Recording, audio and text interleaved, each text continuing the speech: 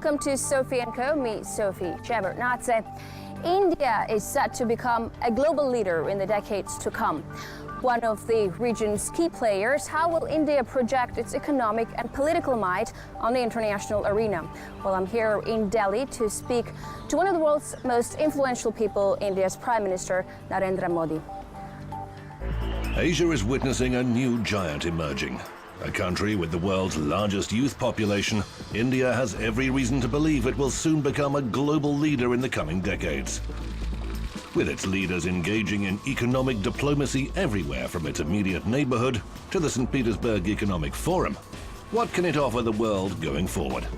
Can the huge potential for India's growing economy be sapped by persistent inequality and poverty? And what is India's current leader doing to prevent that from happening? Prime Minister Modi, good day. It's great to have you on our show today. Hello. So you've been at the helm of the country for 3 years now. Obviously, many things to be proud of. Is there something that has disappointed you in these 3 years? Yes, it has been 3 years. There has been a lot of talk about this date in my country as well. Now, as far as the economy is concerned, all of the world's credit rating agencies rate India quite high.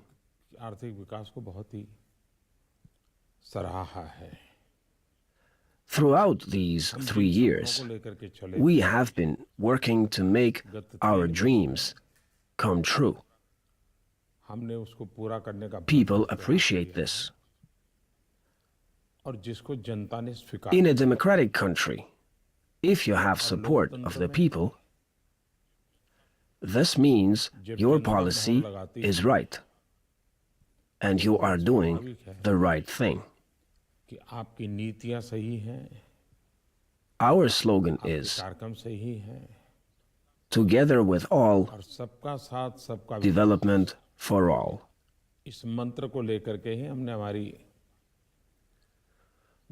From the global point of view, India achieved a lot in these 3 years.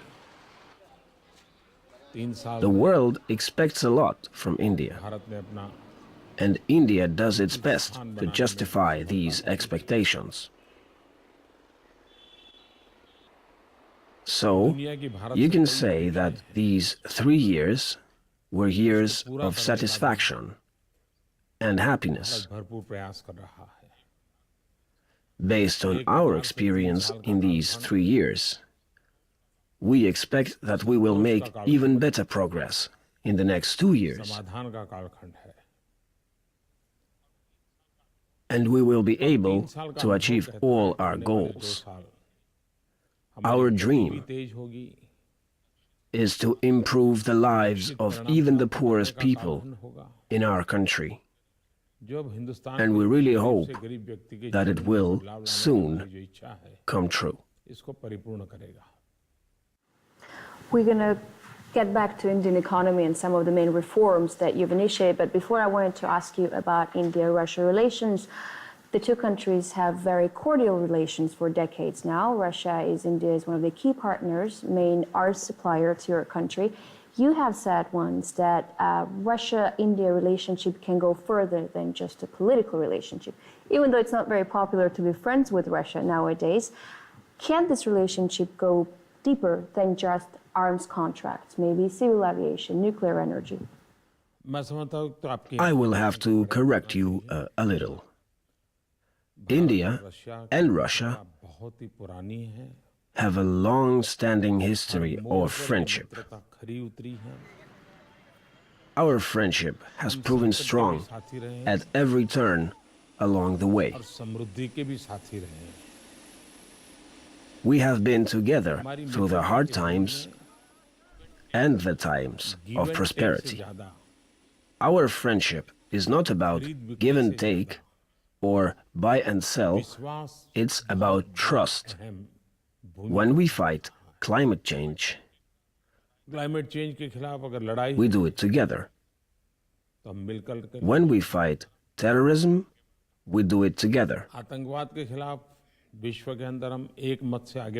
We also work together to fight poverty in India. We work together in research and innovation, agriculture, and even crisis management. There is no area where India and Russia cannot come together and cooperate. Recently, in the state of Gujarat, we have organized the Vibrant Gujarat Investment Summit, and the Russian Deputy Prime Minister was there the whole time. He became involved in the economic development of the Gujarat state. So, our cooperation is really quite diverse. It is not exactly limited to arms trade. Prime Minister, I had a chance to talk to people here in Delhi before I interviewed you for a couple of days, and they view you as this great reformer.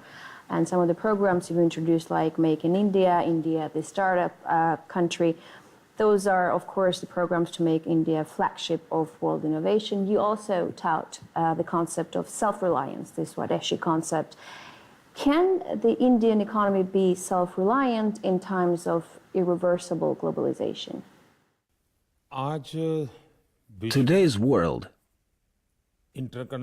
is very interconnected and interdependent. This is the age of technology. Technology reflects what is changing in the world. Technology is changing man into the new man, the network man. So many great changes have taken place. Today, with globalization and prospects of a global scale, we have only one path, and that is development. And India has made significant progress with that. Our top priority is a happy family. The whole world is one family. That is our philosophy in India. And this is the foundation of all progress in India. Society, the social aspect, is the focal point of economic development for us. We have to try harder to alleviate special conditions in the underdeveloped areas of our country. I have to bring electricity to those areas that do not have it, and that's the first order of business. In those houses that burn wood in their stoves, I have to bring gas stoves to those houses. That is what we're doing. That is what the slogan is about, together with all, development for all. Our strength is that 65% of our population is under the age of 35. That's 800 million people. This is our biggest asset. It should help India and, in fact, the whole world. This is what we're doing. So despite a very significant economic growth, Indian society is still affected by stratification and inequality. Do you feel like this could hinder India's role as a main player in the world for the future? The whole world thinks today that the 21st century is the century of Asia. And many people think that India plays a big role in that. And I have no reason to argue with that if the whole world feels this way. Our country has a population of 1.2 billion people. We have traditions of thousands of years. We have great diversity, 100 languages, and 1,700 dialects. Our country is very diverse, and we do our best to help everybody achieve self-realization. This is the centerpiece of all of our plans. We want to develop together with every segment of our society. This is what our slogan means. together with all, development for all. We have been investing heavily to make sure that even the most poor people are included in the main economic process. We want both small villages and big cities to enjoy the same level of services. We want to bridge the gap between the rich and the poor, between the educated people and the uneducated. All these people should have equal opportunities. There should be no digital divide. This is at the core of our planning and everything we do. And so far, we're quite successful at it. We're going to take a short break right now. When we're back, we'll continue talking to India's Prime Minister, Narendra Modi.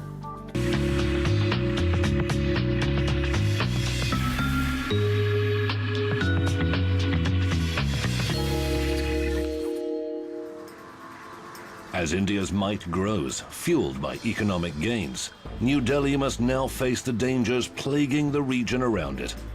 Confronted by the instability of terrorism on one side and the shadow of China on the other, can India manage the responsibility that comes with the global leadership role it now covets? How will that change its foreign policy? And does it have the strength and skill to navigate its journey to the top? And we're here on Sophia Call talking to Indian Prime Minister Narendra Modi. Prime Minister, so one of your most important reforms, initiatives, is a bold currency reform. It actually ended the circulation of high-denomination banknotes in order to combat tax evasion, bribery, to make Indian economy less cash-based. And, even I'm feeling the effects of it because it's not always easy to withdraw cash from ATMs here. And despite the hardships, people have supported this very fundamental, very bold reform. Are you going to go further? Are you going to implement some labor reforms, make hiring people easier, break up state monopolies? You see, my goal is to transform my country. And the transformation of my country involves reforming it. But reforms have to be of the right kind. Our government is proactive. It makes decisions based on what our country needs. If need be, we make far-reaching and sometimes tough decisions. That is in our tradition. But all the decisions we make are well thought through and adhere to the principle of for everyone's benefit, for everyone's happiness. The people put trust in our decisions. When the people feel that we make the right decisions, they support even the toughest of them. We saw this with the currency reform. We saw that people supported it. My goal is to leave behind the regular banknotes, the cash, and move to digital accounts. I want our society to be a society without cash. Our goal is to create a society with minimal amounts of cash in circulation, and introducing technology could prove to be of great help in that. We adopted a number of initiatives, and we believe they would result in considerable success. We've worked hard also on the labor reform. That's because our government cares about the poor. Now, more and more young people find jobs now and don't have to leave the country to do so. Taking these two things into consideration, we've managed to introduce a number of reforms in this sphere. Prime Minister, I would want to touch upon India's role on the international arena. Let me start with Afghanistan. Taliban and ISIS are gaining ground in the country. Kabul is seeking India's friendship. How can India influence the situation and help the government there? If we're talking about Afghanistan, then it's mainly terrorism we have to discuss. It's terrorism that is humanity's foe. Terrorism is not restricted by borders. Today, it rears its head in one place, and tomorrow it might be in another place. So, all the forces that stand for humanism have to unite and fight terrorism together to eradicate it and save humanity. We need to get rid of such notions as good terrorism or bad terrorism, my terrorism or your terrorism. The United Nations also needs to be proactive and show determination in fighting terrorism. For a long time, a resolution has been gathering dust there in the United Nations, with no decision and no discussion on it, the one about defining the term terrorism and its supporters. No decision has been made on this resolution. So, when we look at Afghanistan in this context, India is Afghanistan's friend, and Afghanistan is India's friend. We have cultural ties with Afghanistan. We have economic ties with Afghanistan as well, so we are connected through cooperation. Afghanistan faces a multitude of problems at this point, and India contributes to its economic development and helps build government institutions. For example, we built a parliament building for them. We're building dams for them. Whether it's developing capabilities or labor resources, India will accompany Afghanistan on this path. India is resolute. We have decided to act as good friends to Afghanistan. But we believe that Afghanistan itself should be the one to solve its problems. Afghanistan has to be the one to find the solution and implement it. Only then would that be a lasting solution. And we need to help Afghanistan, all of us. The whole of the international community has to help Afghanistan. Despite an ages-old territorial dispute, China is India's largest trading partner. According to recent polls, Indians are very wary of such heavy involvement, China in the Indian economy. Can that make India turn away from trade ties in Beijing? I mean, we're talking about $70 billion of trade ties. How easy is it going to be to turn away from that? We cannot argue with the entire world saying that the 21st century is the century of Asia. It means that both India and China will influence the situation in the world in the coming decades. India and China have good relations. We are investing in China more and more, and China is investing more and more in India. Our economic ties are developing and expanding to include more and more areas of cooperation. The structure of our respective economies lends itself to mutually beneficial cooperation, rather than competition or confrontation. Knowing this constitutes our strength. We will move forward.